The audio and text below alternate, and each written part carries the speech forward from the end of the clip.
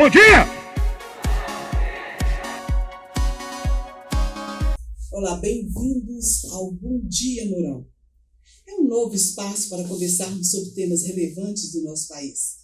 Aqui vamos conversar sobre a atuação do senador Hamilton Mourão no seu estado, do Rio Grande do Sul, e ao mesmo tempo falar de assuntos gerais que podem ser certamente de interesse de todos os brasileiros que vibram com o nosso Brasil.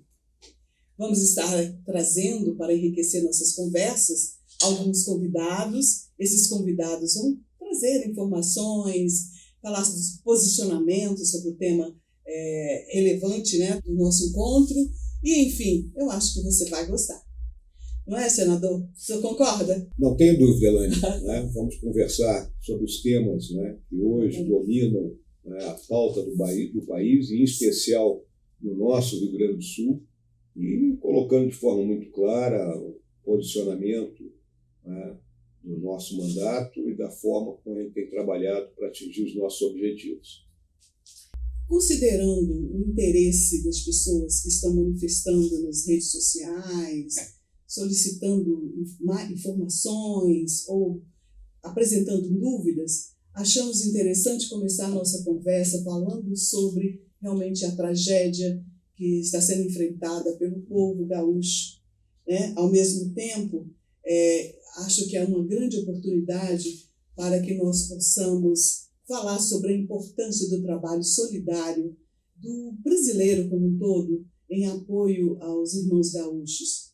As ações de salvamento e proteção, elas continuam e de forma muito firme pelo governo do estado e também pela população gaúcha. E o senhor esteve lá desde o primeiro momento. Nos conta como foi esse impacto. O que mais o chamou a atenção quando o senhor chegou no Rio Grande do Sul, logo minutos depois do ocorrido, e viu seu estado totalmente enfrentando uma calamidade sem dimensões? Olha, Elaine, eu estava em Porto Alegre, né, no início de maio, nos primeiros dias de maio, quando iniciou a enchente na região da Grande Porto Alegre, uma vez que o Vale do Taquari, que já tinha sido atingido no passado, né, já tinha tido, né, as cidades sendo arrastadas pelas águas, né, na enxurrada, né, que desceu vindo, né, na região da Serra, essa água com muita força, e aí juntou, né, com a quantidade de chuva que caiu nas outras bacias e chegou a Porto Alegre, né, inundando, né, a área da Grande Porto Alegre, os municípios, né, não só da própria capital, como de Canoas, como de Guaíba, Eldorado do Sul, Gravataí, Cachoeirinha, né, todos, né, sendo atingidos duramente, né, por essa região. Eu cito o caso de Eldorado, que teve mais de 90% da cidade coberta pelas águas, levando a população a ter que se abrigar na rodovia, é o único lugar seco, né? Então, uma situação muito difícil e que, num primeiro momento, né, foi exatamente essa questão de salvamento, né, de pessoas, de animais, né, de abrigo para essas pessoas, né, e aí surgiu, né, um grande movimento solidário, vindo de todos os cantos do país, com uma quantidade de donativos que foram colocados à disposição do povo gaúcho, a Força Aérea trabalhando muito para transportar parte desses donativos, outras foram transportadas por via terrestre, a Marinha, né, colocando o navio aeródromo leve, né, o Atlântico, que tem capacidade de carga muito grande, levou uma carga enorme para o Rio Grande do Sul, o Exército, né, transportando localmente esses donativos e auxiliando no resgate das pessoas, junto com as forças auxiliares, os bombeiros que tiveram um trabalho extraordinário, a Polícia Militar, a Polícia Civil. Então foi um enorme trabalho, um esforço conjunto nesse período que eu chamo, né, do rescaldo, do resgate, né, e que agora nós já ultrapassamos. Felizmente, estamos aos poucos vencendo, né? Agora entramos no processo de reconstrução, que é o mais difícil. Mas voltando naquele início, naquele primeiro momento, a sua equipe de trabalho, tanto a sua equipe que fica aqui no gabinete em Brasília, quanto a sua equipe que fica no Rio Grande do Sul, ficou na linha de frente ali enquanto o senhor estava aqui no Senado. Nos conta como foi esse processo, como o senhor conseguiu conciliar tudo isso? Na realidade, né, tem que se entender, né, que o nosso trabalho parlamentar era fundamental para que os recursos necessários, né, chegassem ao Estado do Rio Grande do Sul, seja pela votação das medidas provisórias que foram editadas pelo governo federal, seja por legislações que favorecessem o Estado do Rio Grande do Sul e sua população, a exemplo da questão do não pagamento da dívida do Estado durante 3 anos, né, para que esse recurso ficasse na mão do governo do Rio Grande do Sul e, consequentemente, pudesse ser empregado na recuperação, nos trabalhos de recuperação, resgate, etc. e tal, né? Então, nós trabalhamos aqui firmemente e, óbvio, que lá no Rio Grande do Sul, a nossa equipe, chefiada pelo Andreuza, né, que é meu segundo suplente, nosso chefe de escritório, né, atendendo todas as demandas que foram chegando dos mais diferentes municípios. O senhor deve ter intensificado o seu trabalho nas articulações junto às demais bancadas, né, partidárias, para conseguir essa mobilização de recursos. E como esse processo ocorre? Nós somos leigos, né? Estamos do lado de cá acompanhando o trabalho do parlamentar e, ao mesmo tempo, achamos que isso é meio complexo, né? Essa motivar equipes, motivar setores que possam se interessarem pela minha proposta. Como isso funciona dentro do Senado? Na realidade, né, Elane, houve uma iniciativa por parte dos partidos políticos no sentido de que, né, os parlamentares de outros estados doassem parte das suas emendas, que normalmente teriam que ser destinadas aos seus estados, para o Rio Grande do Sul. Então, nós tivemos um caso específico do nosso partido republicano, que juntou aí um pouco mais de 20 milhões de reais em emendas e foram entregues diretamente ao governo do estado por meio do nosso presidente, né, o deputado Marcos Pereira, né, numa cerimônia singela que foi feita lá no Palácio Piratini, né. Agora, óbvio que, né, a gente poderia ter conseguido mais recursos nesse sentido, né? E hoje o que a gente nota especificamente é uma lentidão por parte do governo federal no sentido de atender efetivamente as demandas do Estado do Rio Grande do Sul, mais especificamente as demandas do agronegócio. Então, isso aí deve estar atrasando muito as decisões e o apoio às ações, né, previstas pelo governo do Estado, né? Porque a realidade, né, Elane, para quem perdeu tudo, não adianta você dizer que tem empréstimo no banco para ele, tá? Se ele não tem como pagar, tá? Então, tem que ser praticamente um recurso colocado na mão da pessoa, seja um agricultor, seja, né, um pequeno proprietário, seja alguém que tinha uma pequena empresa, que não tinha mais capital de giro para poder voltar a operar com o seu negócio. E sempre lembrando que esses negócios, por menor que sejam, eles empregam gente. Né? Então, é um efeito dominó isso aí. Inclusive, sobre isso, o senhor fala muito em expansão fiscal e em algumas oportunidades, o senhor citou até como exemplo como isso foi facilitado no período do governo Bolsonaro, quando enfrentamos ali a questão da pandemia. E quando o senhor pede esse socorro, o senhor está pensando, como o senhor mesmo já citou, o pequeno comerciante, aquela pessoa que está tocando o seu pequeno negócio, a quitanda, a barbearia, a cabeleireira, enfim, que perderam, né, tudo, né, nesse período. Por que é tão complicado se conseguir isso? O que está emperrando na realidade? Olha, eu vejo que o governo federal, né, ele perdeu a agilidade para solucionar esse problema, né? E como está localizado no Rio Grande do Sul, diferente do que ocorreu na pandemia, que era o Brasil inteiro, né? Então fica tipo assim, não, primeiro vamos ver o que realmente esse pessoal vai precisar para depois a gente ir colocando o recurso a conta-gotas, né?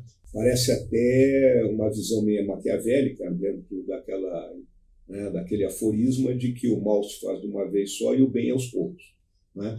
Então, pouco a pouco, o governo federal, agora vamos colocar um recurso nas empresas, agora vamos colocar um recurso na mão de quem perdeu sua casa, né? Quando, de imediato, deveriam ser tomadas essas providências com leis que já tinham sido aprovadas por ocasião da pandemia, durante o nosso governo, e que era só copiar e colar e executar. Enquanto a população fica com expectativa, né? Aquele que já está sem nada, às vezes até num abrigo, ele fica imaginando o tempo que vai levar para ele ter esse apoio do governo do Estado. O que você nota, né, no seguinte: o governo prometeu, né, e colocou recursos na Caixa Econômica para que cada família atingida, né, tivesse acesso aí a R$ 5.100, né, para comprar a sua geladeira que foi embora, fogão, cama, seja lá o que for, né? Muita dificuldade para as pessoas terem acesso a esse recurso, tal o nível de exigência da burocracia, né, colocada pela própria Caixa Econômica. Né? A própria questão da construção das moradias, né, nós ainda estamos com déficit dos acidentes climáticos que ocorreram ano passado. No ano passado. Né? Então, realmente, a população está muito exasperada com isso e cobrando, obviamente, dos seus representantes. E a dívida do Estado, que o senhor defende a anistia? Pois é, o Rio Grande do Sul já pagou algumas vezes essa dívida, né? Agora, né, nós aprovamos, anteontem, aí no Congresso, né, o projeto para a repactuação, né, do pagamento dessa dívida, que ela passará a ser corrigida anualmente pelo IPCA, né, pela variação da inflação, e ela tinha um juro de 4%. Né? Esse juro de 4% agora, pela votação que houve, 2% ficarão na mão do Estado, o Estado não paga esses 2%, com a obrigatoriedade de utilizá-lo, empregá-lo em investimentos na educação, na segurança e na infraestrutura. E os outros 2%, né, irão para um fundo de equalização que será dividido entre os 27 estados da federação, de acordo com a sua participação no FPE, no Fundo de Participação dos Estados. Não foi a melhor solução para o Rio Grande do Sul. Né? O Rio Grande do Sul queria que só, e era o projeto original, que 1% ficasse para esse fundo de equalização e o Estado ficaria com 3%. Né? Então, essa decisão que foi tomada lá dentro do Senado, né, por votação, obviamente, né, não atendeu o interesse do Estado, e por isso que eu votei contra. Né? Muita gente se surpreendeu. Pô, você votou contra a renegociação da dívida? Não, eu votei contra a renegociação. Eu marquei uma posição contra uma decisão que foi prejudicial ao Rio Grande do Sul. O Rio Grande do Sul trocou 1 bilhão por 50 milhões. Essa é a realidade. Não tem como reverter isso. Na Câmara de Deputados é possível, porque a correlação de forças é outra. Vamos lembrar que os estados do Centro-Sul são em menor número dentro do Senado do que os estados do Norte e Nordeste, que, consequentemente, têm uma massa maior de senadores. Mas dentro da Câmara, né, como a representação lá é proporcional à população, e aí, então, o nosso número de deputados se equivale, e aí há condições da gente tentar voltar ao que era o projeto original. Pois é, de repente essa percepção, né, e a Câmara, né, com esse propósito, muda isso e beneficia, afinal, o Estado precisando muito. É um recurso significativo que vai permanecer na mão do Estado pelos próximos anos, dando que a capacidade do Estado de investir. O Estado hoje tinha perdido sua capacidade de investir. E agora ele terá essa capacidade. No seu olhar, a politização da tragédia, com todos esses aspectos que nós já abordamos aqui, e hoje, o cenário de hoje? Olha, no Fla-Flu que nós vivemos no Brasil, né, ou o Grenal, vamos colocar, né, voltando os olhos para o nosso estado, para o Rio Grande do Sul, né, há exploração política disso aí. Está vendo essa exploração política no momento que nós vamos ter uma campanha municipal, que começou hoje, né, e há essa exploração política no momento que eu vejo o governo federal, né, criar um ministério extraordinário, colocar na cabeça desse ministério uma pessoa que sabidamente é candidato futuramente lá no Rio Grande do Sul, seja governador, senador, né, num cargo majoritário, e quando ele poderia ter colocado alguém com, vamos dizer, com um perfil mais técnico, menos político, e efetivamente servindo como um elo, né, para unir o governo né, ao federal, ao governo estadual e atender, né, com mais agilidade as demandas do Estado. Isso está sendo facilitado? Está facilitando esse entendimento? O que eu vejo, né, o ministro Pimenta, que está lá no Rio Grande do Sul, ele tem muito discurso, ele não tem o dinheiro na mão. O dinheiro está na mão dos diferentes ministérios. Né? Então, ele tenta agir como um facilitador, né, para poder agilizar a distribuição desse recurso, mas quando a gente olha a execução orçamentária e financeira dos próprios recursos que foram colocados à disposição, né, dos diferentes ministérios, a gente vê uma certa lentidão nessa execução. Inclusive, o governador do estado disse que ele tem recursos e que ele tem vontade, o povo está com vontade de trabalhar, mas que a burocracia está emperrando o desenvolvimento das ações. Aí nós temos dois aspectos, né, Elaine? Nós temos o aspecto da própria burocracia, mas, vamos lembrar, o próprio governo federal editou uma medida, né, flexibilizando as nossas regras licitatórias, né, para que as compras fossem efetuadas com mais rapidez. Mas o que a gente nota já desde algum tempo, face à ação dos órgãos de controle, é o receio dos gestores, né, de colocar o seu CPF, né, em algum momento da execução orçamentária financeira e, posteriormente, né, com inúmeros prefeitos que nós temos Brasil afora e lá no nosso estado do Rio Grande do Sul, responder administrativamente, criminalmente, civilmente, por algo que alguma dessas cortes julgar que não está correto. Então, há muito receio, a gente vê, do gestor hoje, né, ser mais agressivo na execução orçamentária financeira. O senhor é relator da Comissão Temporária Externa do Senado Federal. Qual a importância dessa comissão? O que vocês já conseguiram avançar? Olha, a comissão ela foi criada de imediato pelo presidente Rodrigo Pacheco. Eu lembro aqui que na sexta-feira, dia 3 de maio, né, quando as águas avançaram para dentro de Porto Alegre, eu mantive um contato com o presidente Pacheco e ele marcou uma reunião da bancada com ele na segunda-feira, um almoço na casa dele, segunda-feira, dia 6. E aí, naquele momento, ele definiu pela criação dessa comissão. A comissão, ela, tendo como grande finalidade, né, nós colocamos um plano de trabalho, apoiar as ações, no primeiro momento, não é, de salvamento, não é, e, vamos dizer assim, de resgate que estavam acontecendo. Num segundo momento, as ações de recuperação e reconstrução. E, num terceiro momento, as ações voltadas para aquilo que a gente chamou um plano de mitigação dos desastres climáticos. Ou seja, a gente ficar em condições de enfrentar novos acidentes dessa natureza, né, sem as consequências que estamos sofrendo.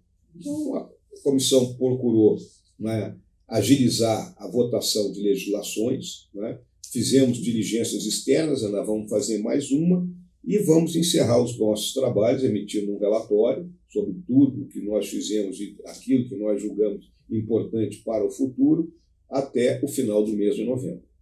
Tem muito trabalho pela frente, gente. Bastante.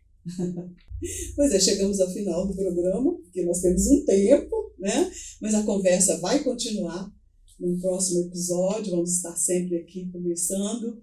E o senhor vai mantendo o nosso ouvinte, ou melhor, quem está nos acompanhando, bem informado sobre o que está acontecendo no Rio Grande do Sul e o trabalho do senhor no parlamento. Temos muitos assuntos ainda a serem debatidos. O parlamento ele não tem um dia igual ao outro, né? E agora, apesar de estarmos em plena campanha eleitoral, existe aí a questão da reforma tributária, existe a questão da desoneração da folha, né? Então, assuntos que são palpitantes. Então, todos estão convidados a continuarem aqui conosco. Muito obrigada, senador. E você continue conosco, estamos sempre aqui, vamos estar sempre aqui conversando, e acompanhe esse episódio também pelo canal YouTube do senador Hamilton Mourão e nas redes sociais, que está aqui no endereço abaixo, e contamos com sua companhia. Compartilhe esse nosso programa, deixe o seu like, é importante deixar o seu like, e até a próxima oportunidade. Até lá!